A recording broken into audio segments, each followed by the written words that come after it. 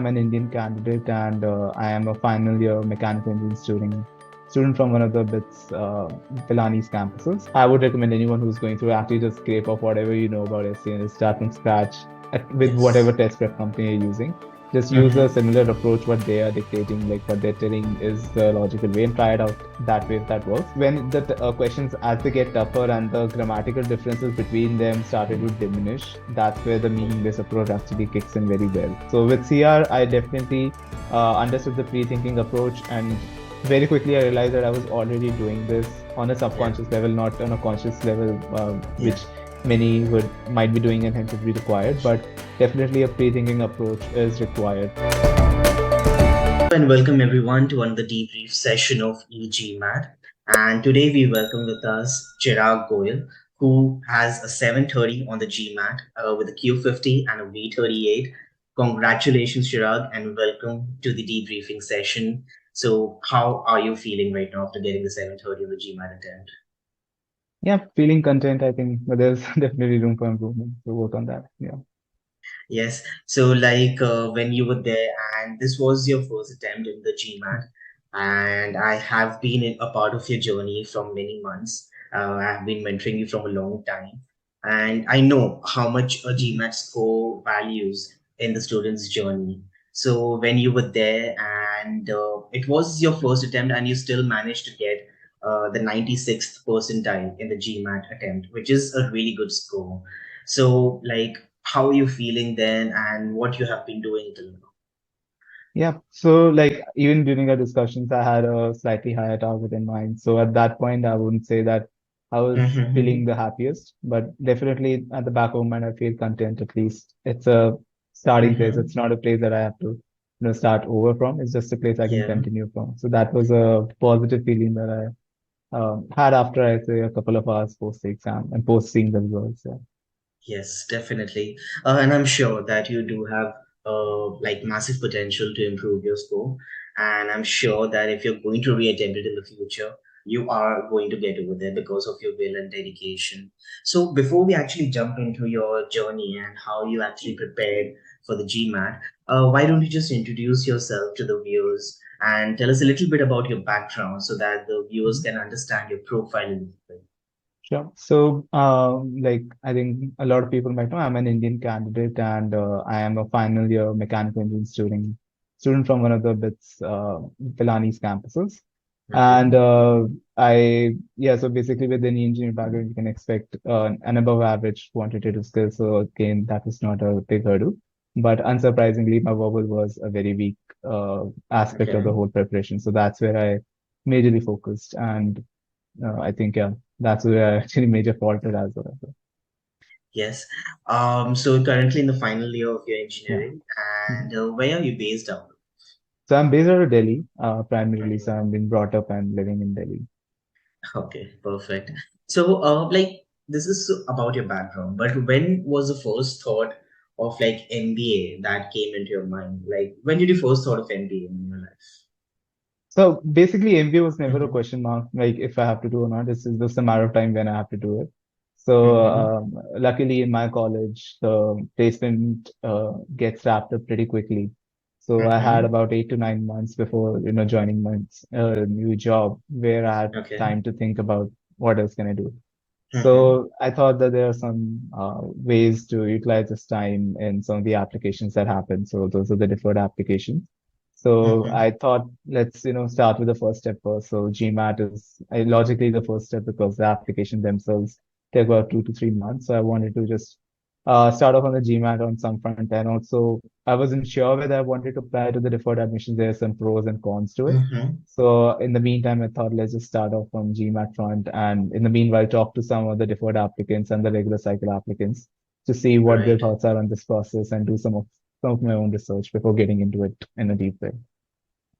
Right. So currently you said that you are working along with your final year college as Yeah. well. So in BITS we have the 6 month internship program in which we are Mm-hmm. working full time with one of the partner firms. So Okay. I am currently working with them as well as like in my Mm-hmm. college as well, but part of a curricular thing for a 6 month internship with one of the firms. Okay, perfect. So, what are your future aspirations after the MBA? Like, what kind of roles are you looking forward to? Is it like product management, techno management, what? Um, Ideally, I'm not at a very convenient position to answer this. So I know that it. I don't want to get into another finance firm or like deep into finance. That's one thing Right. I understood about myself. So I'm Mm-hmm. still in the area. I'm in the gray area where trying to see whether I want to get into an operator role or want to Okay. be on the service line. So there's still Right. some question mark about it, but definitely I think over the next couple of years, once I have some work experience and get a chance to Mm-hmm. work across industries, there might be some clear image about it. Yes, definitely. And I'm sure that whichever line you choose or whichever sector you choose, you will definitely succeed in that. And so, for any GMAT aspirant, okay, the biggest talking point is that how will they study? How will they choose their test prep company? Because there are so many companies around the globe. So, how did you narrow down your options? So, and how did you choose your test preparation company? Yeah, so personally, I think it went down on the way Mm-hmm. I have typically learned throughout my life. So I've not Mm-hmm. been very big on using personalized services or taking like coaching or stuff. I've Mm-hmm. tried my level best to be a self-learner so that I can actually monitor my own behavior rather than someone else trying to guide me in a certain way or mold me in their ways of studying something. So I never liked that. Yes. So that's why I first thought, for the sake of flexibility and building a basic foundation, I wanted to Mm-hmm. go with one of the test prep companies which are doing it in a service platform rather than having a coaching platform. Hence, Right. between, I think there's one other predominant option available in the market. e-GMAT Mm-hmm. was more localized for my needs from what I've Right. heard. So hence I went with GMAT, e-GMAT first, and I continued with the subscription until I was, exhausted with the material that they had to offer, that you guys had to offer. Right. And like before joining the test preparation company, like did you do any kind of like self-study as well from the official guides? No self-study as such. So I Mm-hmm. did not start on like a very with a heavy touch on the preparation. Mm-hmm. I just took my first diagnostic test of one of the two free tests that I had, and I Mm-hmm. understood like quant is. I mean, there's definitely room for improvement in quant, but Yeah. the marginal benefit would be coming out of verbal. So for verbal, I Yeah. wanted to focus on it, and definitely foundation. Like I needed the right set of questions, and Mm-hmm. I saw the GMAT club answers and knew that the OG guides are usually something that are to be reserved for later practice as they are the Mm-hmm. clearest representation of what's going to happen on the real test day. Yeah. So I didn't want to start off with those, and hence Right. and to keep the balance between structured and practice, I wanted to Mm-hmm. go with a test prep company. Otherwise, I might have gone on either side of it and ruined my prep very much. Yes. So I remember that you joined us somewhere in the month of September last year. Mhm. And thereafter we inducted you into the last mile push program as well, wherein I was your mentor, assigned mentor, and I'm glad that I was a part of your journey, because it's a rare situation wherein you get a person who is that clear minded and with their approach and self aware of what they want to do and what they have to do in their journey. So it was a pleasure being a part of your journey, Chirag. Same here. And Yeah. oh, definitely. And now talking about your journey, okay, once you joined us in the month of September, okay, let's talk about your approach, okay. So let's start with verbal. Okay, Mhm. so I know that verbal was a place wherein you needed the maximum improvement in order to reach to that higher 700s. Okay, so how did you approach your verbal then? Yeah, I think my journey would more be of a cautionary tale for aspirants rather than a learning session. But so I Mm-hmm. started off in a way where I was, let's say, practicing 10, 15, 20 questions every day and within the Mm-hmm. verbal section. And I would try to understand what are my weaker sections from the attempts that I'm giving.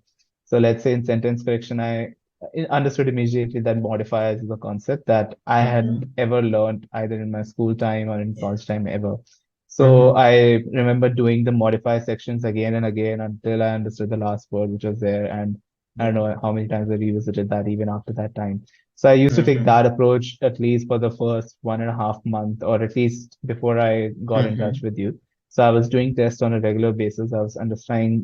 trying to understand in a test scenario where are my Right. weaker sections, and in SC especially. So in RC and CR, in CR I was relatively comfortable because it Yeah. required a similar approach that I usually take in any um, thinking scenario, Yeah. anyways. So CR was not much of a discomfort, but SC was definitely a discomfort. Like this was a whole new ball game.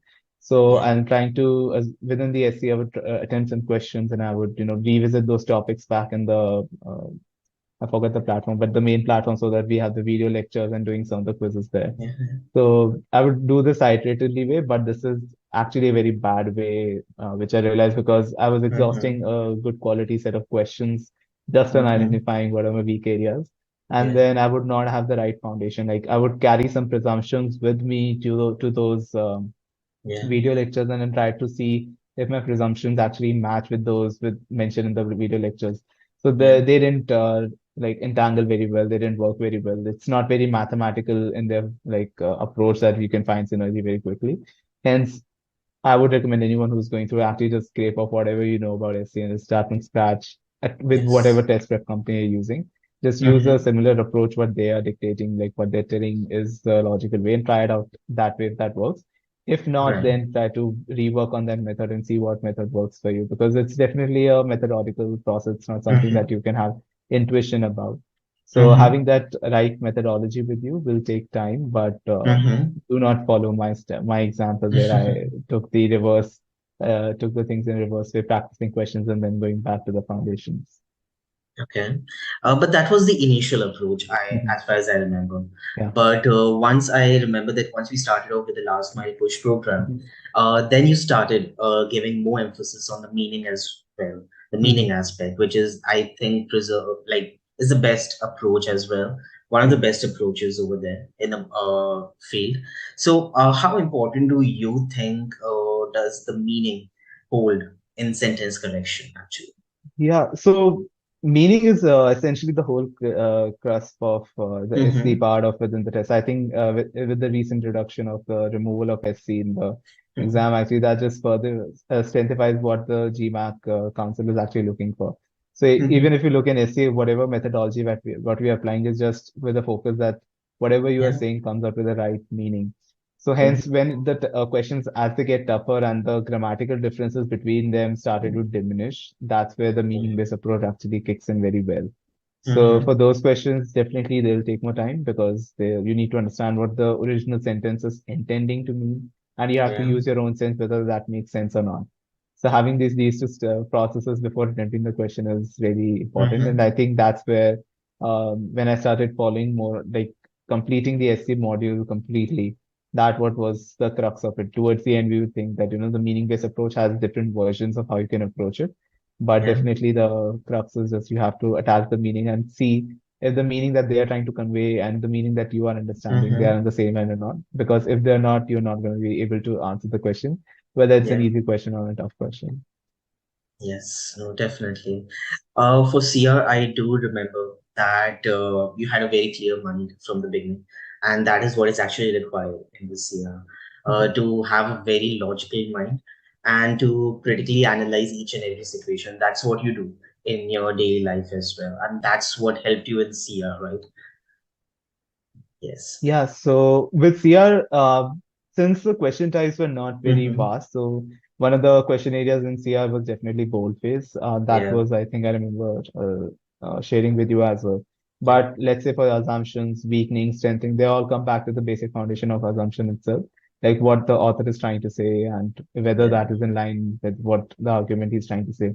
So those, due to the nature of work and basically being in engineering, like all these skills were somewhat I had Yeah. been practicing over the years, so I just had to take a different approach on applying it Mm-hmm. in the exam as well. And that's why I Mm-hmm. think I performed relatively comfortably well in the main exam as well. I don't remember getting any of them wrong there. Yeah. And that's what I was comfortable with. So with CR, I definitely understood the pre-thinking approach and very quickly I realized that I was already doing this on a Yeah. subconscious level, not on a conscious level, Yeah. which many would might be doing and hence it would be required. But definitely a pre-thinking approach is required. So if you're not used to doing it, maybe try to build a habit out of daily reading or basically doing any problems that you're Yeah. solving in a daily level. I think pre-thinking is the way to go. Yes. Yeah, very well said over there. And for RC, were you an avid reader from the beginning or no? No, so I'm not a reader who reads novels and stuff. So I do basic reading, around the current affairs and trying to uh, Mm-hmm. understand different articles and research papers. But beyond that, I'm not very avid reader, especially the kind of questions GMAT has, philosophy Mm-hmm. and sociology. I mean, those are not really my cup of tea, and I really get bored reading those. But Yeah. the only way I think for me to get those right is to feign an interest in that. So unless you're able to do that, I don't think there's any other way to do it. You have to try to understand what the author is trying to say because the whole Yeah. purpose of reading that RC is whenever, even in like real life situations, whoever's material you're Mm. going to be reading, that's going to be subjective. It's not an objective evaluation the reader that the Yeah. author is trying to give. So to Mm-hmm. understand what tone the author is using, what is his stance on it, what is he using as evidence, I think those things you have to really imbibe and understand while reading the passage. And you cannot do this if you're just reading it for the sake of answering some questions. So it's Yeah. better to, paint an interest, like just make it through and understand like what they're trying to say and then try to tackle the questions. Right. So during your preparation days, did you used to do any kind of like reading exercises like such, like reading a passage and then asking yourself such kind of questions? Not really. So I would, Mm-hmm. like I mentioned, I was continuously doing practice on the platform itself. So I would consciously make Mm-hmm. effort that I have at least 2 to 3 RC passages. And those RC Mm-hmm. passages, I would try to, let's say in the previous essay, in the previous RC question, if I make a mistake about missing some critical points, I would make a point that in the next questions, whenever this happens, I'm trying to revise my method and seeing Yeah. what has to be done.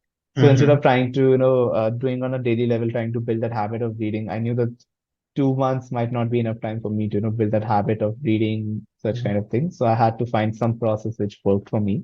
And I think Mm-hmm. in the exam itself, this worked somewhat fine for me. I wouldn't say this is the best way to go, but definitely in the long-term approach, you have to, get used to reading such Mm-hmm. passages. Yeah. Okay. So that was a great journey in the verbal over there. You still ended up with the 84th percentile in Mhm. verbal. And thereafter, you ended up with the Q50 quant. Mhm.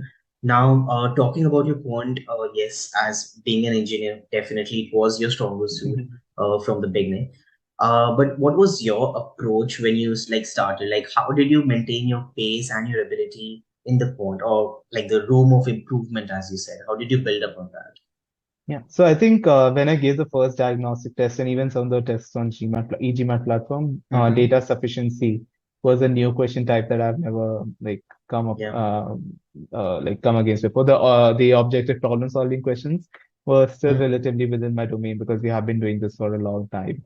Yeah. So within data sufficiency, I did struggle for some of the questions because I was not able to imagine all the possible scenarios, which when you read the solution, they seem very convenient. Oh yeah, we could have thought of this, but in an exam scenario, you Yeah. cannot think of such scenarios. It's very difficult. Hence, Mm-hmm. whenever data sufficiency questions would pop up, I would try to, take random numbers. So, for example, Mm-hmm. our natural approach is to take the lowest number that we know of and try to solve it through those cases. But I would just Yeah. take a random number, let's say 13 and 17 in case of prime Okay. numbers, instead of taking 2 and 3 as prime numbers for the initial set of it. So those Mm-hmm. really help me seeing the scenarios which are not usually seen by the GMAT people and trying to see some other possible Mm-hmm. scenarios so that I don't have to imagine all the scenarios, just trying to see if, even if I pick up any random scenarios that's fitting or Yeah. not.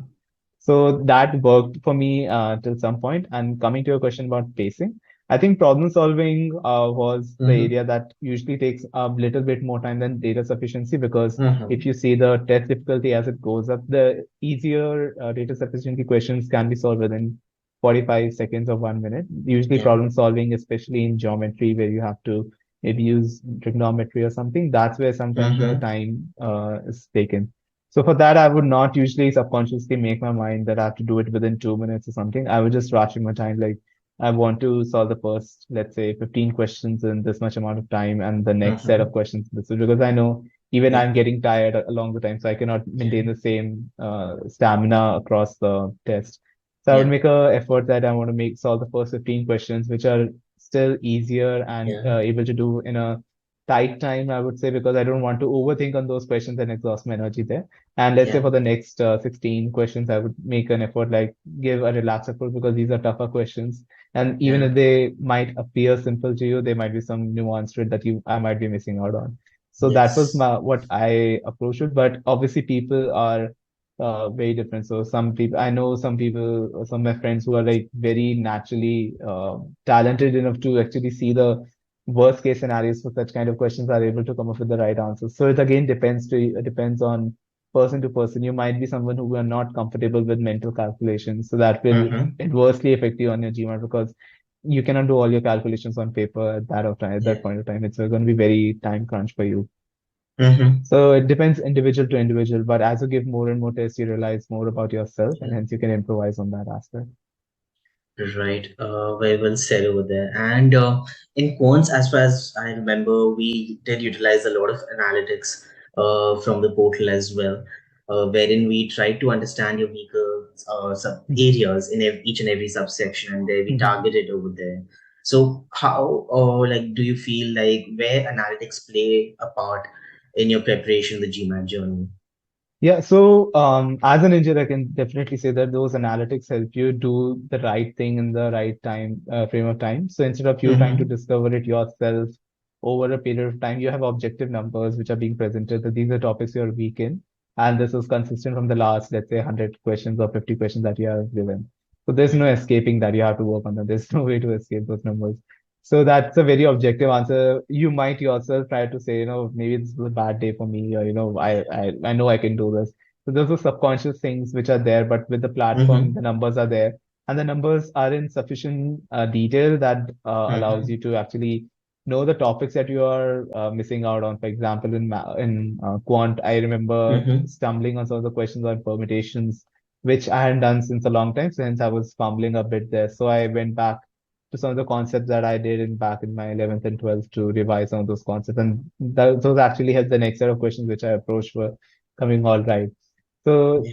definitely the analytics will help you get in the right direction in a quicker way. You might eventually Mm-hmm. get there, but again, if you're playing against time, you don't have the time to actually experiment every way to Yeah. get there. So it's better to have those analytics which give you objective numbers.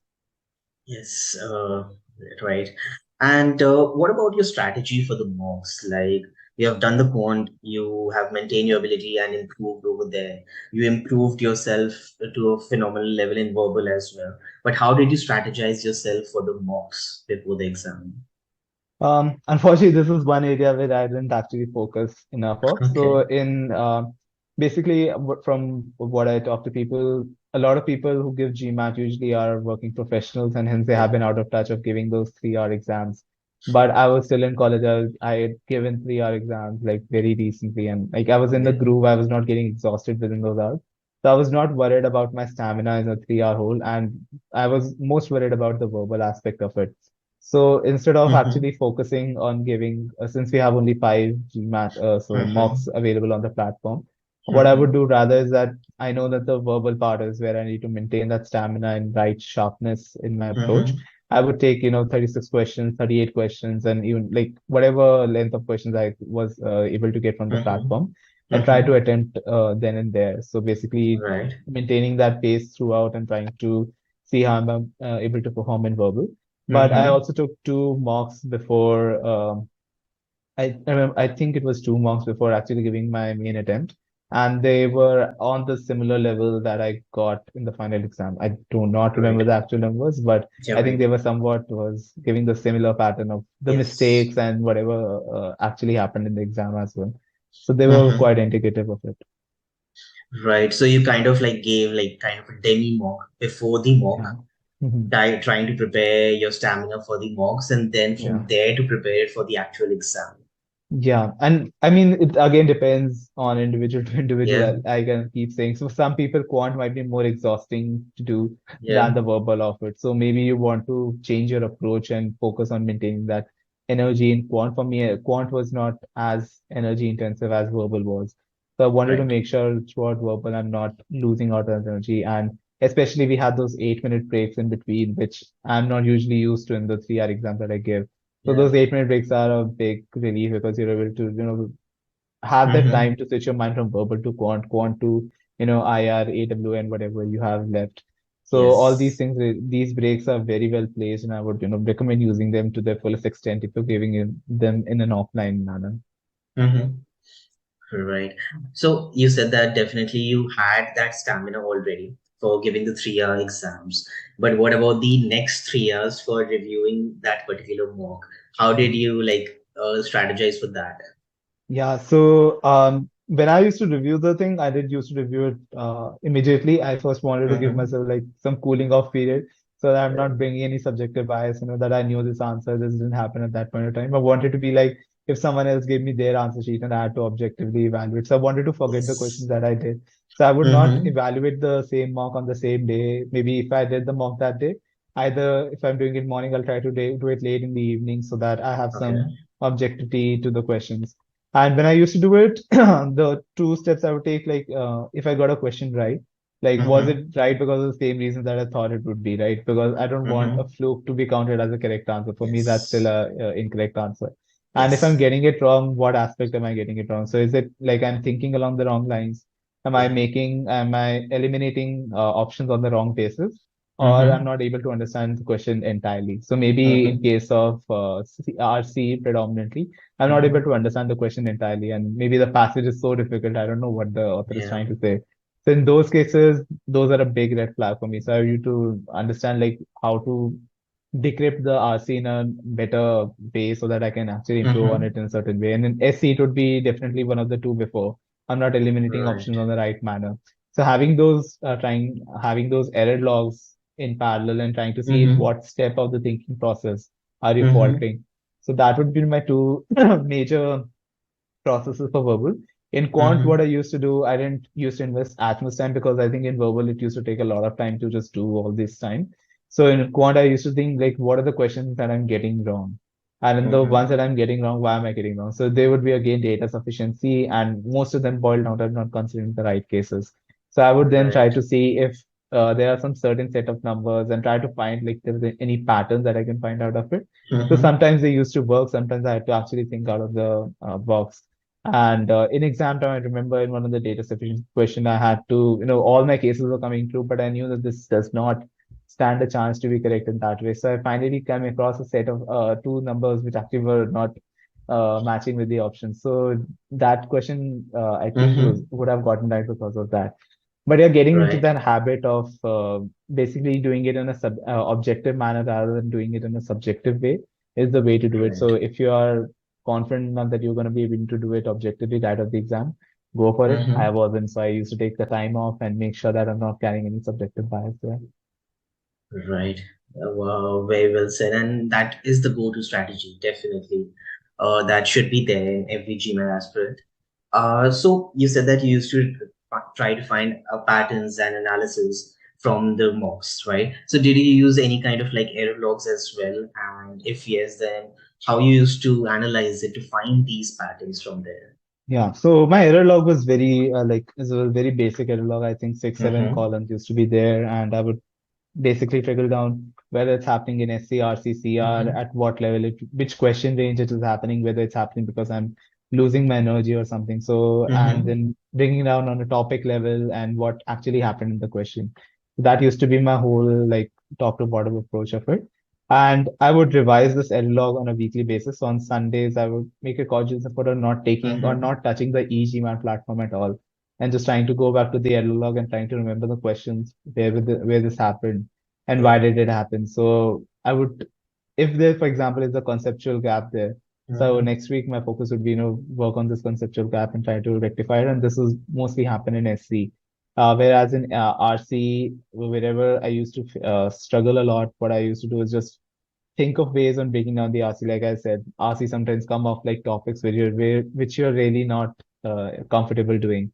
So in that way, I was just trying to see the error log and seeing what kind of questions. For example, main idea questions sometimes used to falter Yeah. in the maybe the sociology passage or humanities passage that used to come up. So main Mm-hmm. idea I was never able to gather, but then I started identifying some of the patterns. Like main ideas usually either come up in the top half of it or something. In the first paragraph gives you a good indication of what the author is talking about. So Yeah. try to read that in a slower manner, try to understand that fully. And even if the rest of the passage you're not able to grasp that very well, Mm-hmm. although you should, maybe the main Right. idea passage would be can get rectified there. I think that somewhat worked as well in the further passages. So the main idea Mm-hmm. questions started getting like I was not getting them wrong on as frequent basis as I used to before. So that Right. used to be my approach to log, just trying to find the patterns, try instead of trying to solve every individual issue that I was having in the test, Yeah. trying to find the larger pattern so that I can work on a more directional basis rather than trying to solve every small error that I was facing in the exam. Right. Thank you so much, Chirag, for sharing so much insights into your journey. And what a journey it has been. And I'm definitely sure that whatever you will be doing in the future, you will be succeeding more and more over there. And before we sign off, Mhm. do you have any other tip for the GMAT aspirants? Um, no tip. I mean, I just advise you that this is just one of the other battles that you have to fight. It might not happen in the first attempt. Like it's Mm-hmm. a target is again subjective for me. My target was a bit higher than what I actually got. So you have to just, I think, keep at it. And GMAT is actually a very psychometric based test. So you have to make sure that Mm-hmm. you are matching the right psyche to give the exam rather than trying to master the Right. each and every concept. I think it's a battle between those two. So yeah, it might take a lot of time for some people to get the right score, but I think it's worth the fight if you see the Yes. larger picture. Yes. Right psyche with the right amount of consistency Yeah, added into it, right. because Yeah, consistency is the key over there. yeah. Perfect. That's a great note to sign off for. And thank you, Chirag, for being a part of this debrief session and sharing your journey with all of us. And we wish you all the very best for all the future endeavors in your life. Thank you so much, Akash.